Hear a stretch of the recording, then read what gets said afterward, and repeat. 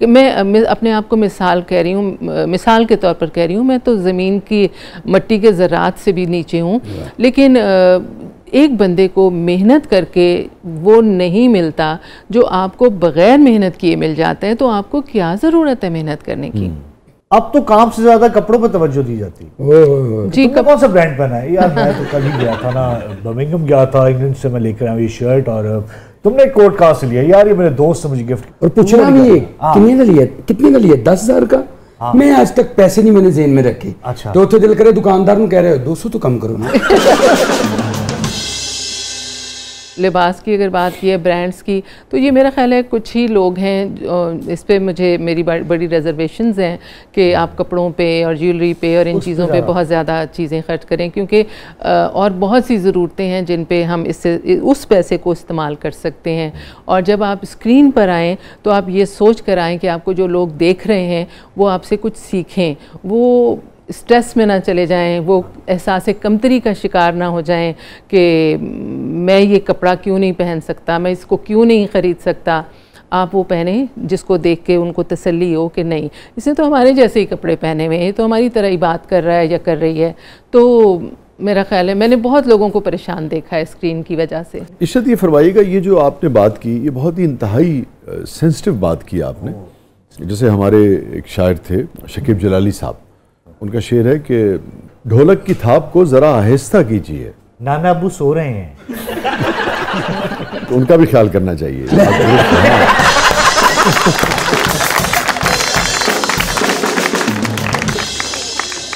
रहते हैं कुछ मलूल से चेहरे पड़ोस में, इतना न तेज कीजिए ढोलक की थाप। तो जी हाँ, और आप देखिए कि पूरा जो शकीब के लिए बहुत सारी तालीम, पूरी जो इस्लामिक फिलॉसफी है वो भी यही है कि आपके किसी काम से भी दिखावा जो है वो नहीं होना चाहिए, क्योंकि लोग उससे मुतासिर होते हैं और लोगों की ज़िंदगियाँ जो है डिस्टर्ब होती हैं अगर किसी के पास वो वसाइल नहीं है। और सच्ची बात यह है कि ख़ास तौर पे हमारे जैसे मुल्क में, जिसमें 10 करोड़ से ज़्यादा लोग जो हैं इस वक्त, वो तकरीबन ऑलमोस्ट 7-8-9 करोड़ से ज़्यादा गुर्बत की लकीर से नीचे जी रहे हैं। और आपकी यादों में से कोई ऐसी चीज़ जो आप समझती हैं कि लोगों तक पहुंचनी चाहिए, जो तारीख का हिस्सा है? मुझे याद है जब यासिर अरफात की जब डेथ हुई थी, तो पाकिस्तानी तो बहुत मोहब्बत करते थे। जी बिल्कुल, और मैं उस मोहब्बत का ही आपको बताने लगी हूँ कि उनकी जब डॉक्यूमेंट्री बननी थी खबरनामे के लिए उनके अंदर, तो हमारे एक डायरेक्टर थे शकूर साहब, वो बहुत अच्छा लिखते थे, बहुत ही अच्छा लिखते थे। उनकी खबर ऐसी बनी हुई होती थी कि जैसे पानी बह रहा है, मतलब अच्छे से बुरे से बुरा बंदा भी ना उसको पढ़े तो रवानी है। क्या अच्छा एक्सप्रेशन यूज किया, बहुत अच्छे अल्फाज। तो वो उन्होंने बनाई, और मुझे पता चला कि वो एक मेल न्यूज़ रीडर को ढूंढ रहे थे कि वो नहीं मिल रहा, उससे पढ़वानी है। और मैं बहुत शर्मिंदा हो रही थी अंदर ही अंदर ना कि ये मुझे क्यों नहीं कह रहे कि तुम पढ़ो इसको ना। तो बहरहाल वो किस्मत मेरी ही थी, वो साहब नहीं मिले, और उन्होंने कहा अच्छा इशरत फातिमा को बुलाओ। खालिद हमीद थे? नहीं, खालिद तो जा चुके थे उस ज़माने में। खालिद जा चुके थे जी, मसरूर काज़मी साहब थे। तो वैसे भी उन लोगों को ना, ये शिकायतन कह रही हूँ, अक्सर होता है कि मेल की आवाज़ हो ना, तो पता नहीं औरत की आवाज़ में कोई दुख की खबर या कोई बड़ा कोई काम हो, जब प्रेसिडेंट या प्राइम मिनिस्टर ने आना होता है ना, तो जब वो अनाउंसमेंट होती थी कि मुझे वो याद नहीं, जिसका बड़ी वो शेरवानी में बैठ के वो कहते थे पाकिस्तान के मतलब सदर पाकिस्तान खिताब फरमाएंगे, तो बड़ी ख्वाहिश रही, मगर किस्मत में नहीं था वो अनाउंसमेंट करना। देखिए आपने बड़ी बारीक और बड़ी अहम बात की, सारी उसके पीछे कहीं ना कहीं वो जो पेट्रियार्कल सोच है ना हमारी जी, वो मौजूद है जी, कि जो अहम बात है या जो जिससे अथॉरिटी जो है वो आपने साबित करनी है, वो आवाज़ जो है वो सिर्फ मर्द की होनी चाहिए, ये कहीं ना कहीं उसके पीछे। तो जब मैंने वो पढ़ ली, और पढ़ने के बाद मेरी इत्तेफाक से रेडियो पे खबरें थी, मैं खबरें, रेडियो और टीवी की बिल्डिंग साथ साथ हैं, हार्डली 2-3 मिनट की ड्राइव है। तो पढ़ के मैं वापस आई तो मुझे कहा कि शकूर साहब बहुत गुस्से में हैं, और वो कह रहे हैं कि इंसाफ नहीं किया इशरत फातिमा ने इस स्टोरी के साथ, और ये बिल्कुल अच्छी नहीं पढ़ी, और बहुत ही मैं शर्मिंदा हुई। ये यासिर साहब वाले? जी बिल्कुल, मैं बहुत ही शर्मिंदा हुई। अच्छा, मैं आपको बताऊं कि मैंने कभी ज़िंदगी में ना पैसों का नहीं सोचा। जाहिर है ये मेरी रोटी रोजी है, लेकिन ये मेरी सेकेंडरी वो है। ठीक है। पहला ये है कि मैंने काम को बिल्कुल इंसाफ से काम करना है। और मैं हमेशा कहती हूँ, मुझे आप नहीं भी पैसे दें ना, तो मैं उसमें डंडी नहीं मारूंगी। अगर मैंने आपसे कमिट कर लिया है तो मैं करूंगी। ये मेरी इज्जत है, ये उस काम की इज्जत है। तो मतलब आप जो अर्न करते हैं ना, कमाते हैं, उसमें अल्लाह बरकत देता है। मैं ना अब खबरनामा अंदर चल रहा था, न्यूज़ रूम था, और मैं बाहर न्यूज़ रूम के दरवाजे से कान लगा के अकेली खड़ी थी, अंदर सब सुन रहे थे। और मैं सोच रही हूँ कि यार मैंने कहाँ गलती की है। उसके बाद ना वो एक बंदा आया, हमारा प्रोड्यूसर था सीनियर राशिद, उसने कहा क्या हुआ? तो मेरी आंखें भीग सी गई। मैंने कहा शकूर साहब नाराज़ हो गए हैं। वो कह रहे हैं कि इतनी ठीक नहीं पड़ी। तो मैं सुन रही हूँ, मुझे तो कहीं कुछ नज़र नहीं आ रहा।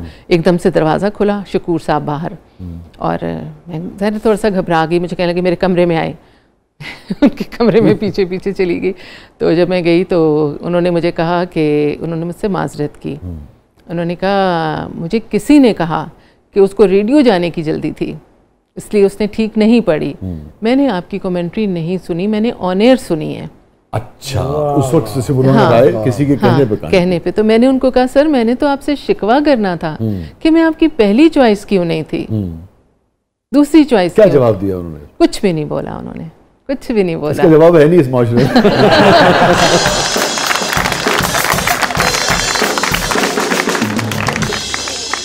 मेरी गुफ्तगू से लोगों को पता चल जाता है कि अच्छा आप इशरत हैं। तो उसमें यह है, एक बात यह है कि मैं, अगर आप इजाज़त दें मुझे, एक वजह पता है क्या है जी, बिल्कुल आप पे भी वो सादिक आता है वो मिसरा कि यकीनन आपको लोग यानी कि आपकी शख्सियत को पहचानते भी हैं, क्योंकि टेलीविजन पे आप आती थी, मगर वो जो ना मेरी आवाज़ ही पहचान है, वो आपकी आवाज़ जो है मेरे ख्याल में करोड़ों में, एक जनरेशन जो है पूरी की पूरी, वो करोड़ों में अरबों में पहचान सकती है कि भाई ये इशरत फातिमा की आवाज़ है। बहुत शुक्रिया। लेकिन मैं ये समझती हूँ कि आजकल ना मुझसे अव्वल तो बच्चों को सीखने का शौक ही नहीं है, कोई कुछ नहीं पूछता, तो हम ही शर्मिंदा होते रहते हैं कि पूछ नहीं रहा।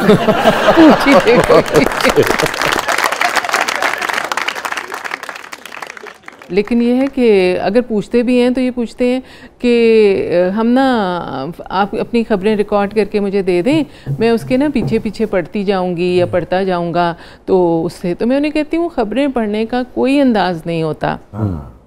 वो जिस तरह आप बातचीत कर रहे हैं, आप अपने घर में बहन भाइयों से बात कर रहे हैं, उनको कोई बात बताते हैं आकर कि आज ये हुआ, या माँ बाप से शेयर करते हैं, जिस तरह अपने किसी अजीज़ से, प्यारे से कोई बात शेयर करते हैं ना, उस तरह आप बात शेयर कर लीजिए, बात सुना दीजिए, बस ये खबरें हैं।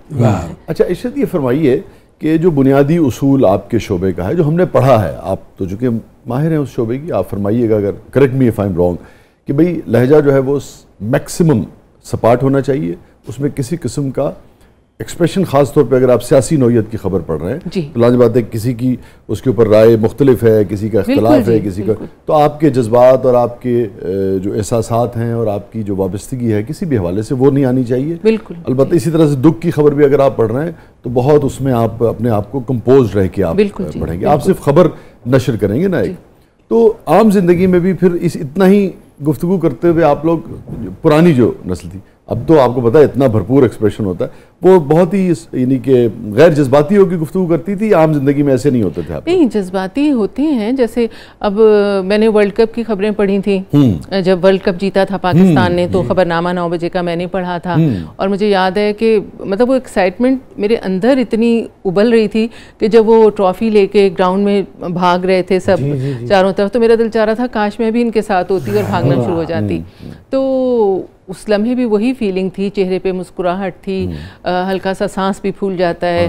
कोई बड़ी शख्सियत जो हो, जैसे बेनज़ीर भुट्टो साहिबा की शहादत हुई, ज़ियाउल हक साहब का जहाज़ क्रैश हुआ, और बहुत सारे वाक़यात ऐसे होते हैं, तो उसमें इंसान ज़ाहिर है, लेकिन ये है कि आप उसका हिस्सा नहीं बन जाते। आपका काम सिर्फ दूसरे को इत्तला देना है। ठीक है। इत्तला भी इस तरह देना है कि दूसरे किसी पैनिक में ना चले जाएं, वो भी आप ही की तरह कंपोज्ड रहें। ये बड़ी अहम बात की आपने। हाँ, ये इसका बड़ा अहम वो है जी, क्योंकि जब आप खबर नशर कर रहे हैं और करोड़ों लोग उसे देख रहे हैं, उनमें से काफ़ी परसेंटेज ऐसी हो सकती है कि अगर आप उसे अपने जज्बात भी उसमें डाल देंगे तो पता नहीं वो उसे किस तरह से लेंगे। तो ब्रेकिंग न्यूज़ तो आजकल हर खबर ब्रेकिंग न्यूज़ बन गई है। और पहले तो ये होता था कि एक खास सिग्नेचर ट्यून होती थी ब्रेकिंग न्यूज़ की, और वो आप घर के किसी भी हिस्से में हो आप सुन लें तो महीनों में कभी आती थी, कभी तो सालों में ही एक में आती थी। ब्रेकिंग न्यूज़ का मेयार ही कुछ और था, तो लोग इकट्ठे हो जाते थे वो म्यूज़िक सुन के कि ये कोई ख़ास चीज़ हो गई है।